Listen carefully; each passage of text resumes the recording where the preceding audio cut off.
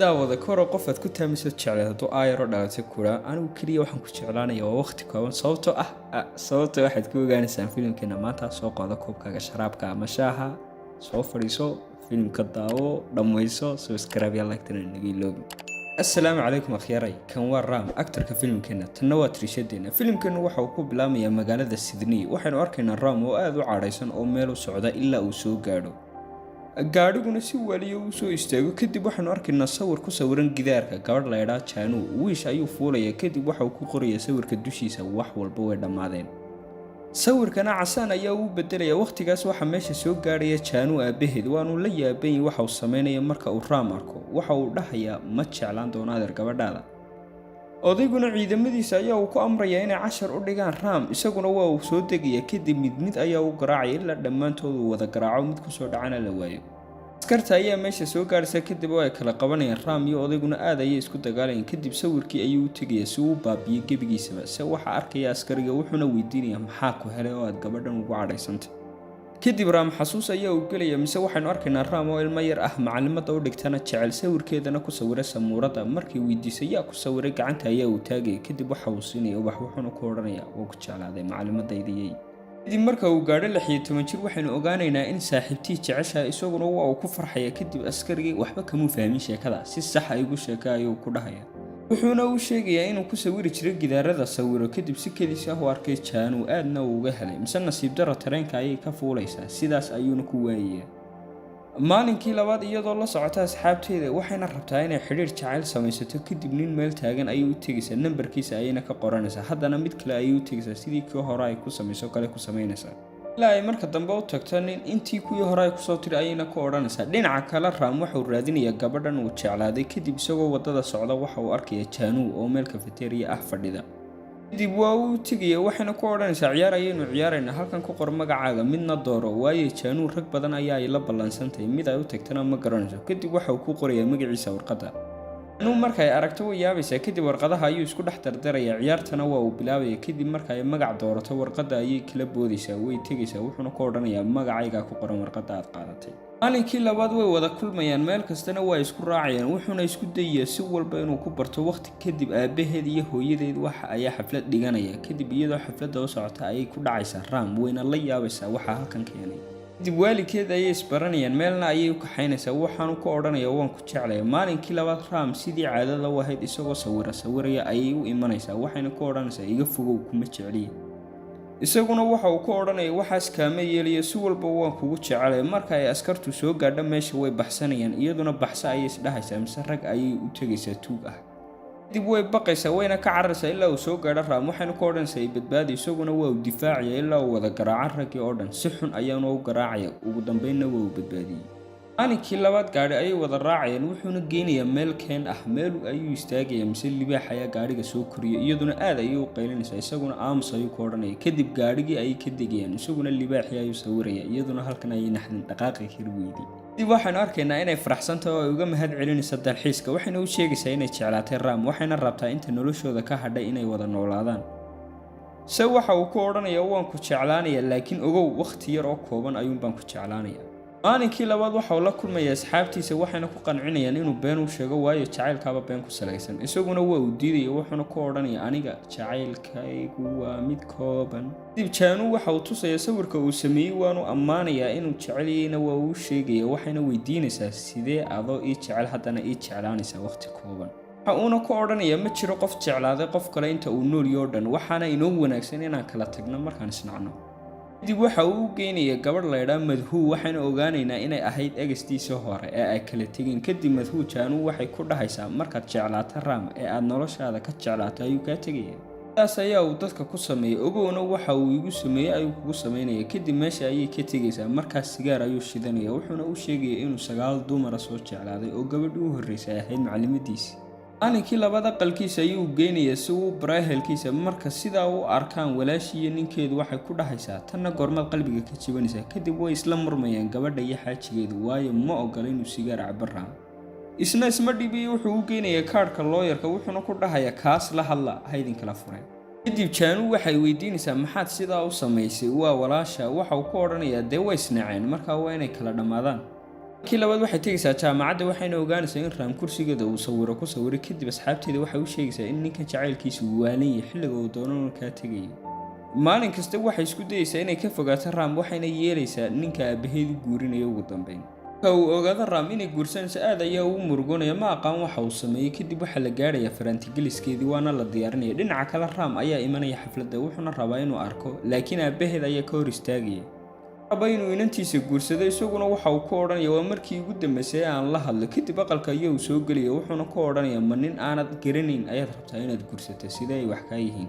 waxayna ku odhanaysaa aniga ayaa raba inaan guursado adiga maxaa kaa galay. waxa uu ku odhan orado guurso waana uu isaga tegaya kadib marka xafladda aado waxay ag fadhiisanaysaa caruuska kadib arooskii waa uu soconaya ilaa marka u dambeysa ay diiday inay guursato.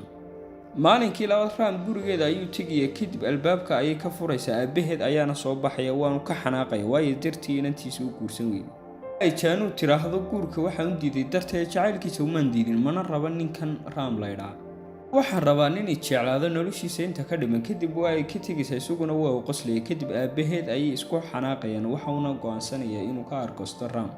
waxaynu arkaynaa raam oo diyaarad kasoo boodaya mise rag badan ayaa kasoo daba boodaya waxayna rabaan inay dilaan se waa uu iska dhicinaya mid ayuuna u garaacaya kadib waxa uu tegaya jaanuu aabaheed wuxuuna ku odhanaya waan ogay inaad adigu dili rabtay. waxaanu u sheegaya inuu inantiisa jeceliyo aanu ka fogaan karin. maalmo kadib jaanuu ayuu arkaya wuxuuna is odhanaya jacaylkiisa u sheego wayna ka diidaysaa. waxayna ku odhanaysaa waxaan helayaa beri dhow nin aad ii jeclaada sidaada oo kalaan ahayn mana rabo nin waalan oo ku odhanaya waqti kooban ayaan isjeclaanaynaa. marka ay guriga kusoo laabato waxay daawanaysaa sawirada waalidka waxayna ku odhanaysaa hooyadeed waxaan rabaa sida adiga iyo aabba isku jeceshihiin nin ii jeclaada. waxayna u sheegaysaa hooyadeed inuu jacaylku yahay inaad u samirto wax kastoo dhexdiina ka dhaca. jaanuu way la yaabaysaa hooyadeed hadalkeeda. maalinkii labaad jaamacadda ayay aadaysaa mise waxa u imanaya saddexdii wiil ee jeclaa berigii hore waxayna rabaan inay ogaadaan saddexdooda keebay jeceshahay. raam ayaa u tegaya wuxuuna ku dhahayaa gabadha isaga taga idinma jecla iyaguna way ka xanaaqayaan maxaa kaa galay ayay ugu jawaabayaan. sidoo kalena jaanuu aad ayay uga xanaaqayaan si raam dhammaantood waa uu garaacaya wuxuuna ku odhanayaa jaanuu afarteennaba inama jeclaa ee meesha isaga taga. waxaan kusoo laabanaynaa waqtigan iminka uu raam uga sheekeynaya askarigu waxa uu weydiinayaa sababta aanad u rabin inaad gabadh keliya jeclaato noloshaadoo dhan maxay tahay. waxa uu uga sheekeynayaa sababta raam oo sawiraya asxaabtiisa mise waxa uu arkaya gabadh aad u shidan aad ayuuna uga helayaa kadib mootadiisa ayuu wadanaya waxaanu dabagelayaa gabadhii ilaa uu daba socda ayna soo gaadhaan meesha tareenka laga raaco kadib waxay ku odhanaysaa waxaan ku siiyey saacad barhkeed intaas ugu jeclow intaanu tareenku dhaqaaqin waayo tareenka ayaan raacaya. waxaanu ka dalbanayaa nambarkeeda iyaduna waa ay diidaysaa. asxaabtiisa ayaa u imanaya waxaana laga rabaa mashruucii lagaga bixi lahaa jaamacadda. uu marka dambe sawiro ka qaado maalinka labaad waxa uu ka daba tegayaa gabadhii weliba magaalada Mumbai waxa uu tegayaa meesha ay ka degantahay markuu sidaa u arko waa uu yeedhaya. iyaduna aad ayuu u yaabaysaa mise sidii nin waalan ayuu u fuulayaa fooqa ilaa uu gaadho qolkeeda wuxuuna u sheegayaa inuu jeceliyo mise aabaheed iyo hooyadeed ayaa soo baxaya kadib meesha ayayna ku odhanayaan. maalinkii labaad waxa uu la fadhiyay asxaabtiisa waxaynu arkaynaa rooba oo dhankiisa u soo socoto wayna ogolaanaysaa inay jeclaato. maalinba maalinka ka dambeysa aad ayay xiriirkoodu fiicnaanayeen noloshooduna waxay noqonaysaa mid wada farxad meedhana. mar kasta waxay isku keenaan hadiyado mid ayay u tegayaan si uu sawiro labadooda uga qaado kadib waxaa la gaadhayaa maalinku dhashay raam markuu isidhaa garaac mise saaxiibadii ayaa kasoo gelaya khadka oo ka mashquulinaya. haddana waxaa kasoo gelaya walaashii iyo ninkeeda iyaduna si ay kula hadasho way weynaysaa. maalinkii labaad ayay u tegaysaa iyadoo isla xaflad aad u dhigtid mise meesha waxaa imanaya asxaabtiisii wayna qasayaan jawiga. iyaduna aad ayay u cadhoonaysaa kadib hadiyad ayay siinaysaa waxayna la yaabantahay asxaabtiisa inuu ka raacayo mar kasta. kadib meesha ayay isaga tegaysaa. maalinkii labaad telefoonka ayay kasoo wacaysaa wuxuuna ku odhanaya waxbaan akhrinaya kadib way ku jaraysaa. haddana mar labaad ayay soo wacaysaa wuxuuna ku odhanaya adiga ayaan kaa fikirayay. markaasuu isna raam baranaya cabidda sigaarka se way ka qaadaysaa wayna ka tuuraysaa. iyagoo meel u socda ayuu maasaj soo dhacaya kadib inta uu eego ayuu masaxaya maasajka si aanay u arkin. waxaan arkaynaa raam oo buug akhrinaya mise waa u imanaysaa wayna ka tuuraysaa buugga kadib marka uu cabo sigaarka ayuu arkayaa iyadoo soo socota waanu tuuraya. maasajkii asxaabtiisu usoo direenna waa uu masaxaya si aanay u cadhoon gabadhu wuxuuna la yaabanyahay rubaa jacaylka ay qasbayso.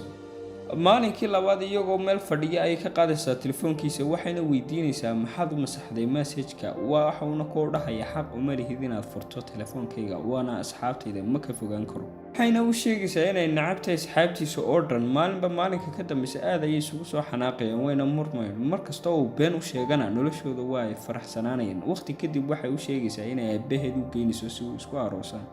waxa uu tegayaa aabaheed Ruba wuxuuna weydiinayaa aabaheed weligin ma isku faraxsanaydeen been miyaad isku sheegayseen kadib waa uu ka soo baxaya waxayna weydiinaysaa maxaa sidaa u samaysay waxaanu ku odhanaya waayo waxaad iga fogaysay asxaabtayda waxaanad rabtaa inaan been kuu sheego markasta waxaanad rabtaa inaad imaamushid mana rabo inaan ku guursado kadib meesha ayaa uu isaga tegayaa isagoo xasuusaheedii tuuraya ayuu odhanaya markastoo jacaylku dheeraado oo markastoo aad qofka isnacdaan kadib xasuusta ayaa uu ka soo laabanaya uhuna waa uu ku qoslaya waxa uu ninku jacaylka inta badan laysku jeclaanay uu ku diidan yahayna waa uu ogaanaya dib waxa uu noo dhammaystirayaa Jaanuu sheekadii dhex martay iyagoo meel wada fadhiya waxay ku odhanaysaa waxa rabaa nin runta sidaadoo kale u aqaan isaguna waa uu farxaya wuxuuna odhanayaa way jeclaatay mise waxay ku odhanaysaa waa inaad jeclaataa inta noloshaada ka dhimo wuxuuna ku odhanayaa anigu ma raba jacayl been ah kooban ayaan ku jeclaanaya wayna diidaysaa wayna isaga tegaysaa mise nin ayaa arkaya waanu la sheekaysanayaa waxaanu ku dhahaya Ram mushkiladu waa adiga waayo ma aha in 9 jeer aad wax soo jeclaatay dumarka oo dhan isku mid ma aha ka ogow haddaad sidan ahaato noloshaada cidi kuma jeclaanayso waqtigaas kadib aad ayaa ugu murugoonaya Ram markasta meel ayuu ku fikiraya wuxuu sameeyana ma aqaan wuxuu ka baqaya inay Jaanuu ka tagto iyaduna sidiisoo kale ayay uga fikiraysaa oo uga baqaysaa isleedayaanu ka tagin kadib Ram walaashi waxay ku odhanaysaa waxaan rabaa inaan ninkan iska furo kadib waxa uu la hadlayaa walaashi iyo seedigii wuxuuna u sheegayaa inuu qaldanaa iska rab taagnaada ayuu markasta ku dhahaya dib Jaanuu ayay kulmayaan waxaanu isku dayay inuu la hadlo waayo ma raba inay ka tagto waxaanu ku dhahayaa ifahan mise waxay raacaysaa tareenka kadib waxa ka dabagelaya rag badan oo cabsan waxaanu arkaynaa rag oo raba inay xoogaan oo ay dhibaateeyaan iyaduna aad ayay u cabsanaysaa markaas waxa meesha imanaya Ram wuxuuna ku odhanayaa isaga taga gabadha si way diidayaan dhammaantoodna waa uu garaacay waliba suxun kii labaad waxaanu arkaynaa Ram oo ku leh waan ku jeclaanayaa inta nolosheeda ka dhiman waxayna weydiinaysaa markaad sidaadii nacda soo iga tegi maysid waxa uu ku odhanayaa kaama tagayo ee markasta waan ku jeclaanayaa waxa muhiim ah inaanad iga fogaan iyaduna waxay u keenaysaa fikrad inuu noqdo macallin oo uu shaqaysto isaguna waa uu ka diidaya waayo waan jecela ayuu ku odhanaya waxayna ku odhanaysaa waxaad kala doorataa aniga iyo sawirada aad sawirto waxaan u soo laabanaynaa waqtiga imika la joogo saaxiibkiina waxa uu ku odhanaya waxaad ku tiraahdaa waan iska daynayaa sawirada waxa uu ku odhanayaa anigu dadka been uma sheego runtaan ku dhintaa Jaanuu aabaheed waxa uu ku qanacayaa inaanu helayn Ram nin ka fiican dib waa uu ka tegayaa meesha isagiyo ciidamadiisii kadib taliyuhu waxa uu sheegayaa inuu qaldanaa ayna ahayd inuu jacaylkiisa markasta haysto sabahasha ayaa uu ka tuurayaa meeshii wax ku sawiray mise waxa uu sawiray Jaanuu mar labaad waxa uu odhanayaa sawirkaas waxa uu ahaa kii ugu dambeeyay aan sawiro waxaanu kaxaysanayaa gaadhigiisii si uu u doonto jacaylkiisa maadaama aad u jeclaa uuna rabo inuu guursado ugu dambeynna waa uu doonanayaa halkaas ayaa uu filimkeenu akhyaaray ku eegyahay maanta waxaan rajeynayaa inaad ka heshan fadlan ha iloobin inaad dhahdo subscribe like share waxaan idin leeyahay safarkii wankii waa inoo dhow yahay gacanta fudaydiya nabadee